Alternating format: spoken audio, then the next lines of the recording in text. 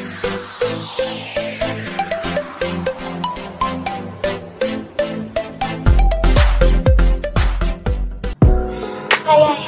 halo semuanya, selamat pagi, selamat datang di podcast perdana PG PAUD UNESA.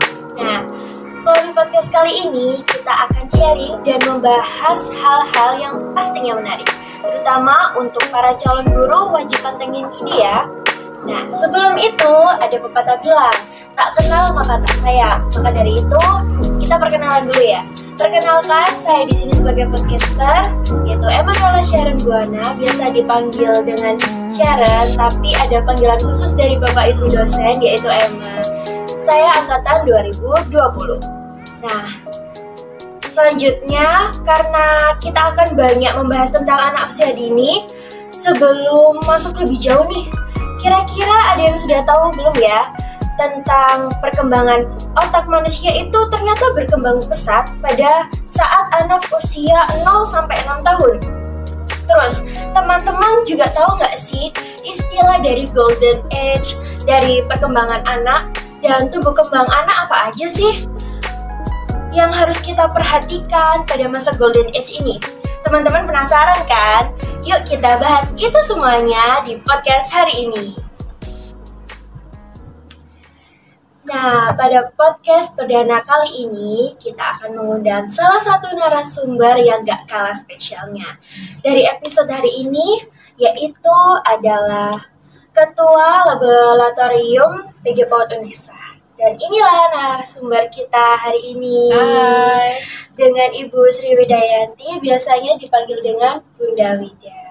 Oke. Mungkin mau sapa-sapa lagi, Bun? Oke, halo teman-teman semuanya seluruh Indonesia. Saya Bu Wida. Saya ada dosen di PG PAUD sejak tahun 2008, bergabung di UNESA. Jadi kurang lebih sekarang sudah 12 tahun bergabung dengan UNESA. Begitu. Lama juga ya, Bun? Cukup lama. Wah, kalau gitu berarti kita nggak salah ngundang narasumber nih guys, karena pasti akan banyak informasi-informasi yang kita dapat. Kita mulai aja ya, Bun. Oke. Nah, saya juga teman-teman audiens di sini tuh pasti ingin bertanya banyak hal. Salah satunya ini, Bun. Menurut Bunda, kategorisasi usia yang masih masuk anak usia dini itu pada rentang usia berapa saja sih, Bun? Sebenarnya kalau dari kajian teori ya, yang dimaksud dengan anak usia dini adalah 0-8 tahun ya, di mana pada usia 0-8 tahun perkembangan anak ini sangat pesat sekali berdasarkan hasil dari penelitian ya. Jadi usia 0-4 tahun itu kisarannya perkembangan otak anak berkembang hingga 50%. Bayangkan 50% dari segi dari usia yang mentoknya ya sampai akhirnya itu udah sampai 100% itu kurang lebih 18 tahun. 18 tahun ya. Sehingga 0-5 tahun ini adalah sebenarnya yang paling krusial. Jadi karena perkembangannya sangat pesat. Jadi 0-50%. Sementara dari 5 ke atas hingga ke 8 tahun itu adalah 30%. Nah, sehingga diasumsikan totalnya antara 0-8 tahun perkembangan otak manusia itu berkembang 80% ya.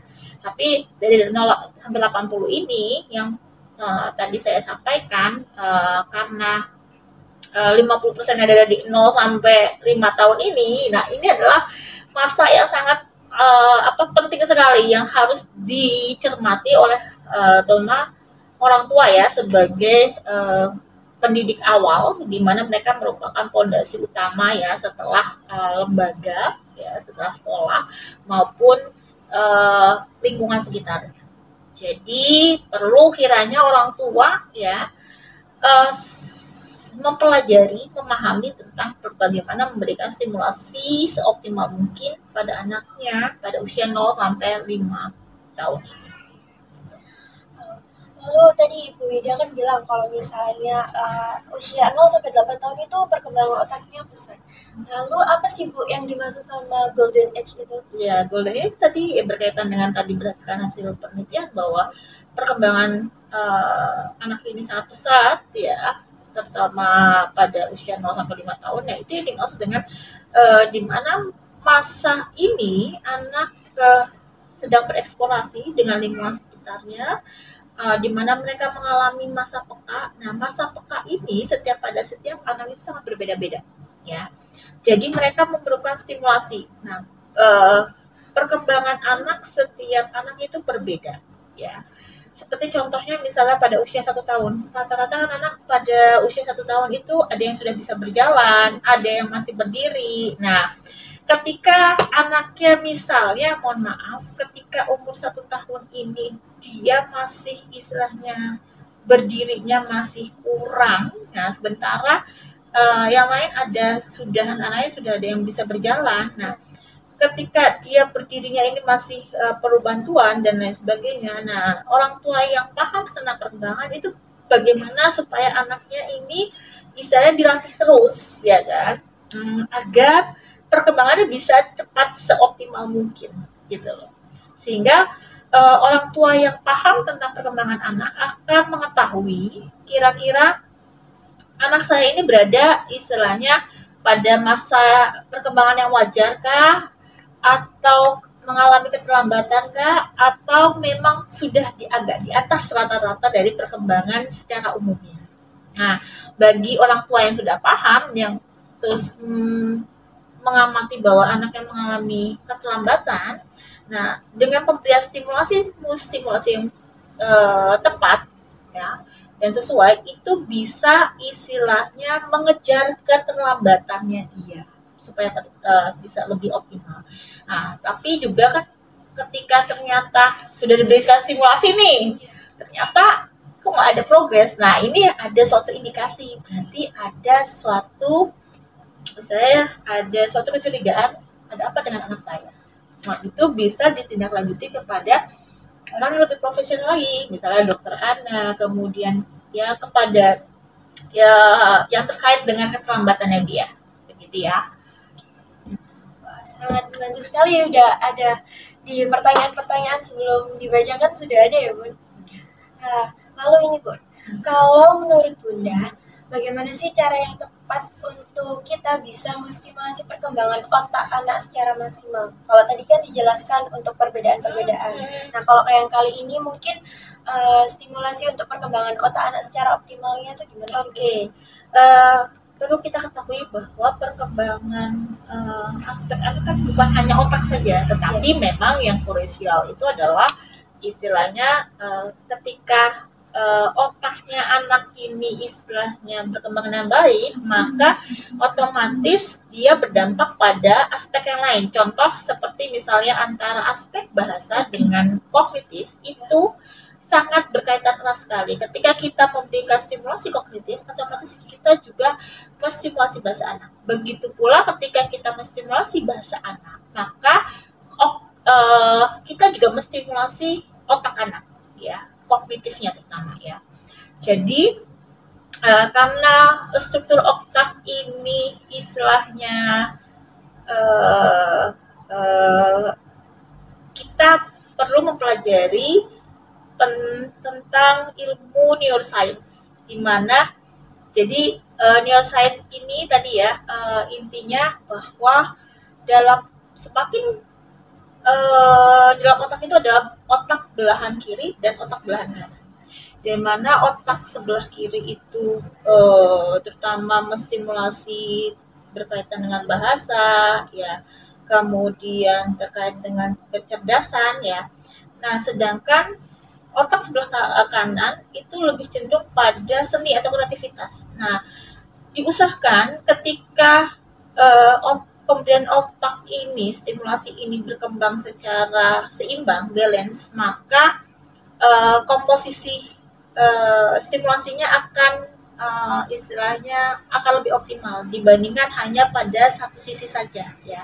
Nah, apa kaitannya stimulasi dengan perkembangan otak? Jadi semakin anak itu diberikan stimulasi, maka dalam otak itu ada neuron, terus kemudian ada dendrit, ya, ada gambar serabut-serabut gitu, ya.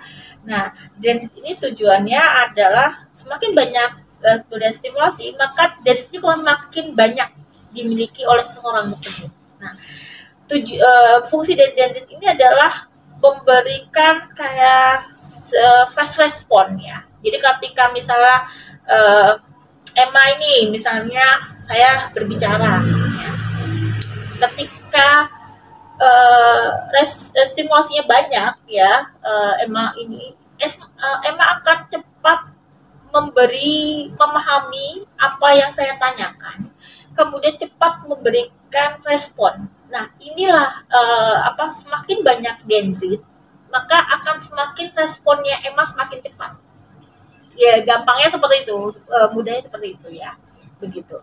Jadi, pemberian tadi ya, stimulasi sama kegiatan rangsangan itu akan intinya berpengaruh pada tadi banyaknya dendrit yang dimiliki oleh seseorang. Terima kasih Bu Ida buat jawabannya. Nah, sebentar lagi teman-teman kita akan jeda terlebih dahulu. Untuk pertanyaan selanjutnya akan ada di sesi berikutnya. Bye-bye, stay tune. Selamat datang di Fakultas Ilmu Pendidikan Universitas Negeri Surabaya. Fakultas Ilmu Pendidikan merupakan pusat UNESA untuk mengembangkan keilmuan serta menjaga marwah di bidang pendidikan. Saat ini, Fakultas Ilmu Pendidikan UNESA memiliki 8 program studi terkemuka. Salah satunya adalah program studi Pendidikan Guru Pendidikan Anak Usia Dini. S1 PG PAUD mencetak lulusan calon guru PAUD yang berkepribadian luhur dan memiliki kemampuan mendidik anak usia dini sesuai dengan kebutuhan dan perkembangannya. Lulusan calon guru dalam pengabdian terpadan dan mengaplikasikan ilmu pendidikan anak usia dini diharapkan mampu menyesuaikan diri terhadap perkembangan kehidupan masyarakat lokal, nasional, dan global. Halo guys, kembali lagi. Nah, sekarang kita akan melanjutkan sesi pertanyaan untuk berikutnya. Sesi pertanyaan ini, nah selanjutnya ini tentang PAUD guys. Jadi untuk calon guru simak banget ya. Bu Ida, apa sih pentingnya lembaga PAUD untuk anak usia dini dan untuk masuk di PAUD sendiri itu sebaiknya dari umur berapa ya Bu? Oke. Sesungguhnya penting nggak lembaga PAUD? Ini tergantung dari konsep orang tua masing-masing ya. Jadi tentang urgensinya lembaga PAUD ini tergantung dari keluarga masing-masing. Tetapi memang lembaga PAUD ini menurut saya diperlukan terutama ketika anak sebelum menjelang sekolah dasar. Ini menurut saya perlu karena berkaitan dengan tuntutan zaman sekarang bahwa SD zaman sekarang itu kurang lebih kalau bisa anak itu sudah bisa diarahkan sudah bisa mengenali huruf dan diusahakan bisa membaca. Karena berdasarkan dari pengamatan saya pribadi, tuntutan SD zaman sekarang dengan bukunya buku konteks teksnya itu, anak yang sudah bisa membaca itu akan lebih siap gitu ya. Karena buku teksnya itu memang sekarang udah lumayan istilah kalimatnya agak cukup panjang, dan itu ketika anak bisa membaca itu akan membantu sekali helpful gitu ya. Itu. Nah, hanya kemudian terkait Bu Ida usia berapa ya? Sekarang sekolah itu banyak macamnya. Jadi anak yang usia misalnya usia 1 tahun sudah disekolahkan itu ada, 2 tahun ada ya. Jadi ini tergantung dari orang tua masing-masing ya, menganggapnya bagaimana. Kalau istilahnya lembaga hanya memberikan suatu bantuan fasilitas ya untuk membantu, untuk mendukung stimulasi tambahan yang diberikan oleh orang tua. Jadi kalau misalnya mohon maaf jika orang tuanya istilahnya ingin anaknya, kebetulan misalnya keluarganya di suatu komplek, terus anak seusia anaknya tidak ada, dia butuh anaknya untuk bersosialisasi. Nah, dengan memasukkan anaknya ke lembaga itu kan berarti membantu anak bisa bersosialisasi, punya teman selain ya kan dirinya sendiri maupun orang tuanya. Jadi itu sebenarnya. Jadi ketika usia 1 tahun sampai mungkin usia 3 tahun itu terutama penekanannya adalah pada sosialisasi dan fisik motoriknya. Nah, tambah bukan penekanannya kepada calistungnya ya pada usia 1 sampai 3 tahun gitu ya. Jadi lebih ke arah sosialisasi, fisik motoriknya, kemudian kemampuan dia berkomunikasi, belajar intinya bersosialisasi lebih dominan gitu ya. Jadi ketika dia berkomunikasi otomatis akan membantu anak juga untuk bahasa maupun kognitifnya. Begitu ya. Itu. Nah, pada usia 4 sampai 5 tahun, nah barulah anak itu bisa dikenalkan pada huruf, angka gitu ya, tapi dengan cara yang menyenangkan, yaitu melalui bermain. Nah, penekanan bermain inilah ya yang harus istilahnya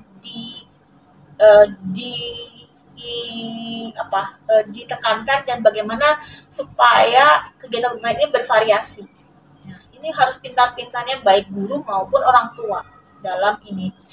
Wida, terus kalau misalnya anak umur 1 tahun sampai 3 tahun berarti dari pernyataan Wida nggak boleh dong dikenalkan angka, nggak boleh dikenalkan huruf-huruf gitu. Oh, bukan demikian. Maksud saya bukan menjadi suatu kayak semacam kewajiban. Di pengenalan huruf maupun angka itu boleh saja sejak anak usia 6 bulan ya. Nah, ketika anak itu udah bisa duduk kan ada buku cerita yang bentuknya kecil-kecil memang didesain sedemikian rupa ya. Ketika misalnya buku cerita itu hanya cuma gambar saja, misalnya ada gambar bola, kemudian ada gambar sisir, ada gambar boneka. Nah, ketika orang tuanya itu menyebut apa Dedek? Bola. Nah, berarti kan sudah ada pemberian stimulasi kognitif di situ. Kemudian di situ ada tulisannya gambar bola, kemudian ada hurufnya bola. Tapi kan bukan di situ, cuma dari awal umur 6 bulan itu anak terbiasa melihat bentuk dari huruf. Gitu. Begitu pula misalnya dinyanyikan satu-satu aku sayang ibu. Itu kan suatu pengenalan kosakata, konsep angka ya kan pada anak gitu ya. Nah, tapi bukan berarti pada simbolisasinya gitu loh. Tapi istilahnya untuk pengenalan kosakata, istilah melalui bernyanyi, melalui buku, itu yang istilahnya yang bisa kita berikan pada anak usia 1 sampai 3 tahun. Tetapi ketika umur 4 sampai 5 mungkin agak penekanannya ada sedikit beda walaupun dengan usahakan melalui bermain yang membuat istilahnya mereka yang having fun ya, membuat anak mereka jadi nggak terpaksa mereka menulis itu gitu. Jadi menulis sekarang itu tidak melulu dengan menggunakan kertas dan pensil, tetapi bisa melalui pasir, terus sudah gitu kartu, kemudian anak mengikuti gitu ya. Jadi banyak banget sekarang macam-macam caranya gitu ya. Bukan hanya literal supaya anak hafal pada simbol pada huruf tersebut hanya menggunakan pensil dan kertas, tidak, tapi banyak banget. Nah, itu yang perlu orang tua maupun guru ya selalu bervariasi, selalu kreatif supaya anak tidak bosan. Mungkin maksudnya bisa dikembangkan juga dari gadget, apalagi teknologi sekarang kan lebih maju gitu. Iya, lewat gadget bisa, tetapi juga orang tua harus pendampingan terus memastikan dia juga punya rules ya. Rules dalam arti kata dalam satu hari ini berapa jam gadget yang harus diberikan pada anak. Karena jujur aja mohon maaf, ketika orang tua merasa bahwa gadget ini menjadi salah satu alternatif untuk istilahnya supaya anaknya nggak banyak gerak gitu ya, supaya istilahnya pekerjaan saya nggak terganggu gitu lah ya. Ini yang saya khawatirkan yang terjadi seperti itu gitu ya. Jadi orang tua juga harus memahami berapa frekuensi untuk usianya, karena masing-masing usia beda-beda ya. Coba dicari berkaitan dengan literatur gitu ya. Kalau usia umur 1 tahun atau 2 tahun itu berapa lama, dan istilahnya juga harus didampingi. Kemudian kalau menurut saya sih sebenarnya jangan gadget ya. Mungkin sekarang ada TV Android ya, itu kan karena kalau TV Android mungkin ukurannya besar ya, jadi nggak